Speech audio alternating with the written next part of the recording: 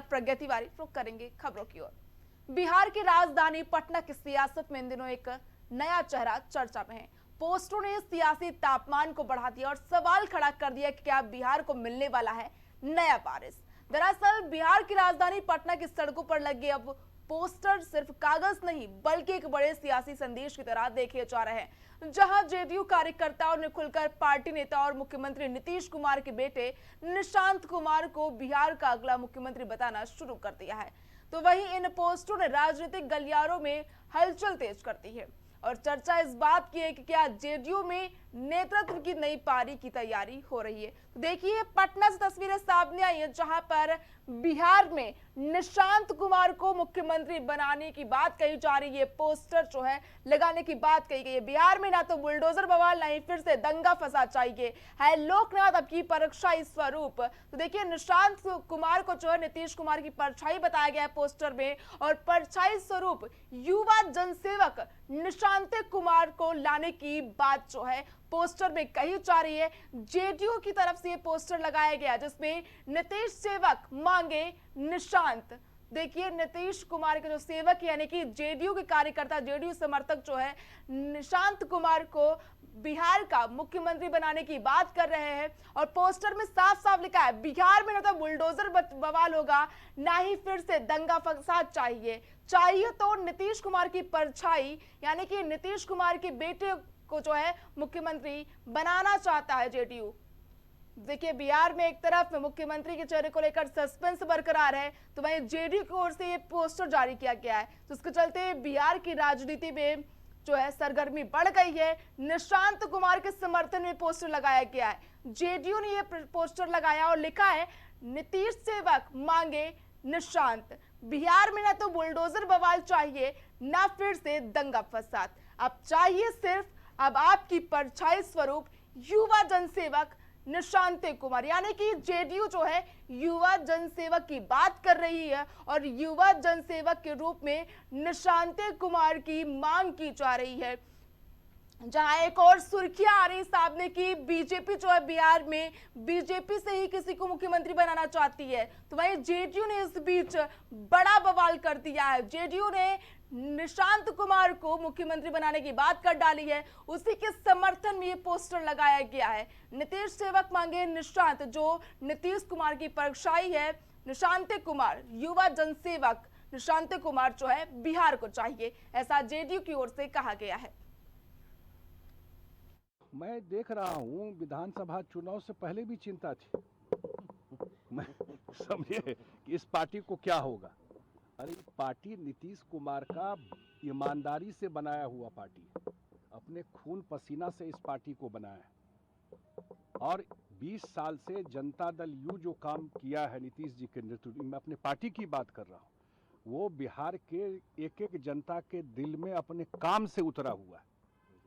दिल से मिटा दोगे, दिल से मिटा दोगे जेडीयू को, लोगों के मन से दिल से नीतीश कुमार को निकाल दोगे बिहार में, इस जन्म में संभव नहीं है। एक जन्म और लेना पड़ेगा इसके लिए, इस जन्म में संभव नहीं है। 14 करोड़ लोगों के दिल में नीतीश कुमार जदयू है, ये ध्यान रखिएगा, और अपने काम के वजह से है, भ्रष्टाचार के वजह से नहीं है, ये चीज ध्यान रखिएगा। हिस्ट्री याद करेगा इस सब चीज को। हम लोग आज बात कर रहे हैं कैमरा के ऊपर, लेकिन हिस्ट्री जज करेगा ना कि कौन आदमी कैसे रहे, कैसा उनका व्यवहार रहा, कैसा उनका काम रहा, कैसा उनका सार्वजनिक जीवन रहा। नीतीश कुमार जी स्वेच्छा से पद त्यागा है, कहीं से कोई दबाव नहीं है। ये तेजस्वी यादव जी का कलेजा फट रहा है कि भारतीय जनता पार्टी आएगी और कभी जो भलाई नहीं किए करने वाले जो सरकार थी, नीतीश कुमार जी और मोदी जी के नेतृत्व में वो काम किया है, उसको आगे बढ़ाने का काम करेंगे। तो ये पटना से एक बड़ी तस्वीर सामने आई, जहां वरिष्ठ नागरिकों के लिए आयोजित रफ्तार सुकून मैराथन ने फिटनेस और जागरूकता का खास संदेश दिया है। इस आयोजन में बिहार के राज्यपाल सैयद अता हसनैन और डीजीपी विनय कुमार ने हिस्सा लेकर लोगों का उत्साह बढ़ाया। इस मैराथन में बड़ी संख्या में वरिष्ठ नागरिकों ने भाग लिया है और साबित किया है कि उम्र केवल एक संख्या है। फिट और सक्रिय रहना हर किसी के लिए जरूरी है। कार्यक्रम का उद्देश्य बुजुर्गों को स्वस्थ जीवन शैली के प्रति जागरूक करना और समाज में फिटनेस के महत्व को बढ़ावा देना था। राज्यपाल सैयद अता हसनैन ने इस मौके पर कहा कि पूरी दुनिया में फिटनेस को लेकर जागरूकता बढ़ रही है। ऐसे आयोजनों की अहम भूमिका है। उन्होंने खुशी जताई है कि पटना में इस तरह का आयोजन हो रहा है और सुझाव दिया है कि ऐसे कार्यक्रम साल में एक बार नहीं कई बार आयोजित किए जाने चाहिए।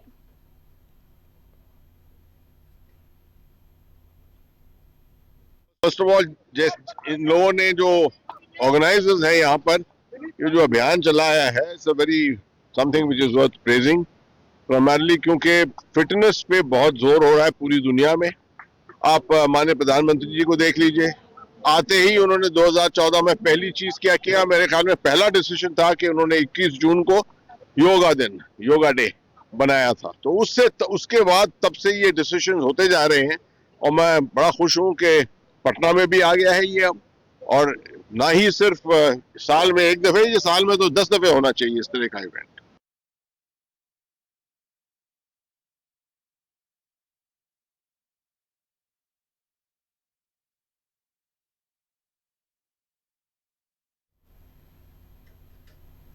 इस बीच बड़ी खबर सामने आ रही, कांग्रेस को लेकर बड़ी खबर सामने आ रही। अमेरिका ईरान शांति वार्ता विफल हो गई है। इस्लामाबाद में वार्तालाप हो रही थी, ये वार्ता जो है विफल हो गई है। इस पर कांग्रेस नेता अखिलेश प्रसाद सिंह का बयान सामने आया है। अखिलेश प्रसाद सिंह ने कहा कि दुनिया के लिए लड़ाई ठीक नहीं है। अमेरिका दबाव डालकर शांति वार्ता करना चाहता है। ईरान ने सब कुछ खो दिया है और अमेरिका जो है दबाव बनाकर सीज फायर करवाना चाहता है, जो कि सही नहीं है। अमेरिका ईरान शांति वार्ता जो है विफल हो गई है। कांग्रेस नेता अखिलेश प्रसाद सिंह का बयान सामने आया है। अखिलेश प्रसाद सिंह ने कहा कि दुनिया के लिए लड़ाई बिल्कुल भी ठीक नहीं है। अमेरिका जो है दबाव बनाकर जो है शांति वार्ता कराना चाहता है, ये बिल्कुल भी ठीक नहीं है। ईरान के बाद तुर्की ने खोला मोर्चा। बड़ी खबर सामने आ रही, तुर्की ने खोला मोर्चा। इजरायली पीएम नेतन्याहू को धमकी दी है। ईरान के बाद जो है इजरायली पीएम को तुर्की ने भी धमकी दी है, युद्ध लंबा चला तो इजराइल पर हमला करेंगे। देखिए, सीज फायर को लेकर जो इस्लामाबाद में वार्तालाप, इस्लामाबाद टॉक्स चल रही थी, वो विफल हो गई है। इस बीच इजराइल को तुर्की ने धमकी दी है। तुर्की ने इजराइल के खिलाफ मोर्चा खोला और तुर्की इजरायली पीएम को धमकी दी है। तुर्की की ओर से कहा गया कि अगर युद्ध लंबा चला तो इजराइल पर हमला करेंगे। पाक शांति कायम करने में विफल रहा है। ईरान के बाद तुर्की ने मोर्चा खोला और कहा कि पाक जो है शांति वार्ता में विफल रहा है। आगे बढ़ेंगे, बात करेंगे खबरों की। बिहार की राजधानी पटना में बढ़ते ट्रैफिक दबाव को कम करने के लिए एक बड़ी योजना पर काम तेज हो रहा है। बिहार सरकार के मंत्री दिलीप जायसवाल ने पटना रिंग रोड प्रोजेक्ट को लेकर जानकारी दी है। उन्होंने कहा कि बिहार देश का सबसे घनी आबादी वाला राज्य है और पटना में लगातार बढ़ते ट्रैफिक लोड के कारण लोगों को काफी दिक्कतों का सामना करना पड़ रहा है। इसी समस्या के समाधान के लिए भारतमाला प्रोजेक्ट के तहत पटना में रिंग रोड का निर्माण किया जा रहा है। मंत्री ने बताया कि रिंग रोड दिल्ली के मॉडल पर तैयार होगा, जिससे शहर के भीतर ट्रैफिक का दबाव कम होगा और आवागमन अधिक सुगम हो सकेगा। इस परियोजना पर करीब 15,000 करोड़ रुपए की लागत आएगी। उन्होंने भरोसा जताया कि आने वाले समय में रिंग रोड पटना के लिए एक बड़े वरदान के रूप में साबित होगा। इससे न केवल ट्रैफिक जाम से राहत मिलेगी, बल्कि शहर के विकास और कनेक्टिविटी को भी नई प्रगति मिलेगी और नई गति जो है बिहार की कनेक्टिविटी को मिलेगी। देखिए, पूरे देश के अंदर अगर बिहार का पॉपुलेशन आबादी देखें तो सबसे घना आबादी बिहार में बसता है और जिस तरह से पटना में ट्रैफिक का लोड बढ़ा है और आने वाले समय में पटना के इस ट्रैफिक के लोड को, आवागमन को सुविधा देने के लिए भारतमाला प्रोजेक्ट और प्रधानमंत्री जी ने जो पैकेज दिया था उसमें पटना का रिंग रोड के बारे में प्रस्ताव हम लोगों ने भारत सरकार को भेजा है। देश में वाइल्ड लाइफ संरक्षण और रिसर्च के क्षेत्र में एक बड़ी पहल की। शुरुआत हुई है। बता दें कि वनतारा यूनिवर्सिटी के शिलान्यास समारोह में अनंत अंबानी ने भविष्य को लेकर एक विजन पेश किया।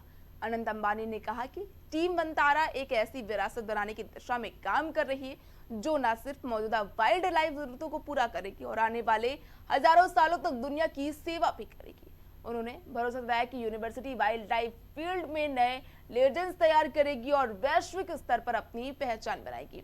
वनतारा यूनिवर्सिटी का उद्देश्य केवल शिक्षा देना नहीं बल्कि मदर नेचर की सेवा करना है। यहाँ होने वाली रिसर्च न सिर्फ जानवरों के संरक्षण में मदद करेगी बल्कि कई बीमारियों के समाधान खोजने में अहम भूमिका निभाएगी।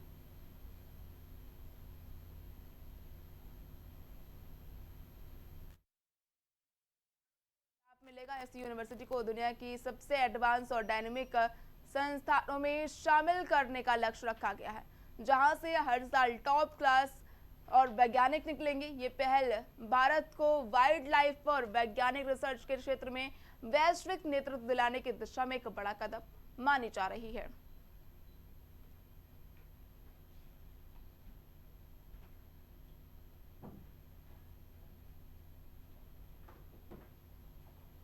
इस बीच बड़ी खबर सामने आ रही है। आपको बता दें कि बड़ी खबर सामने आ रही है। अमेरिका के साथ बातचीत पर आईआरजीसी का बयान सामने आया है। आईआरजीसी ने कहा कि अमेरिका के साथ बातचीत फेल रही है।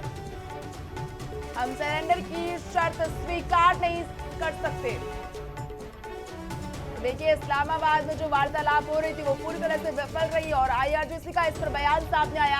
हम समझौते के लिए तैयार नहीं है। अमेरिका के साथ बातचीत पर ईरान की आईआरजीसी का बड़ा बयान। अमेरिका के साथ बातचीत विफल रही है, बातचीत जो है फेल रही है। हम सरेंडर की शर्त को स्वीकार नहीं कर सकते हैं। तो देखिए, एक बार फिर से दुनिया भर में चिंता बढ़ गई है कि अमेरिका ईरान का युद्ध एक बार फिर से शुरू होगा।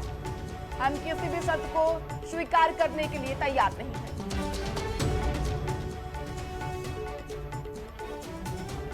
3 जुलाई से होगी अमरनाथ यात्रा की शुरुआत। 57 दिन तक चलेगी अमरनाथ यात्रा। आपको बता दें कि अमरनाथ यात्रा जो है 57 दिन तक चलेगी। 28 अगस्त को यात्रा का समापन होगा।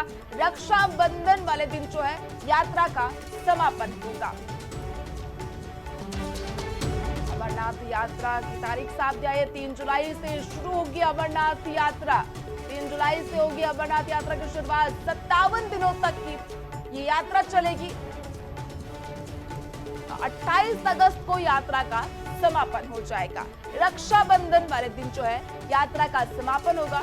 रक्षाबंधन के दिन यात्रा का समापन होगा। 3 जुलाई से अमरनाथ यात्रा की शुरुआत हो रही है। श्रद्धालुओं के लिए बड़ी खबर सामने आ रही है। 3 जुलाई से अमरनाथ यात्रा की शुरुआत, 57 दिनों तक चलेगी यात्रा।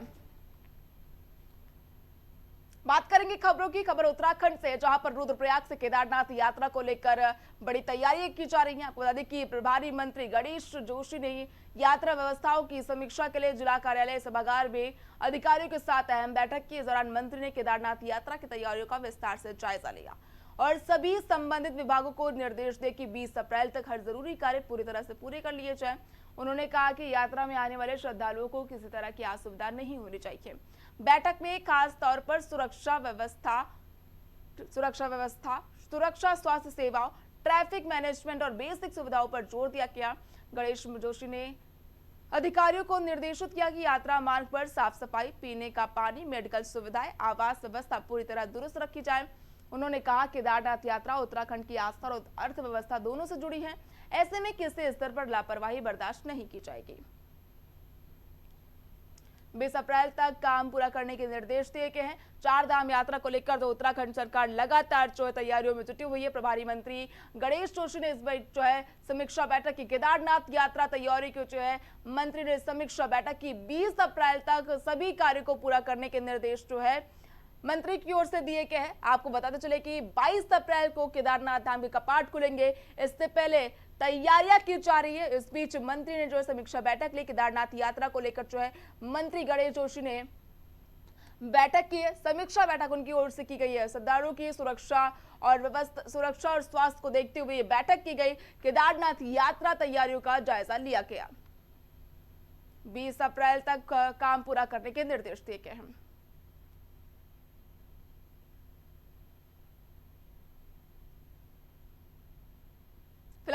में इतना ही। देखते रहिए इंडिया सुपरफास्ट।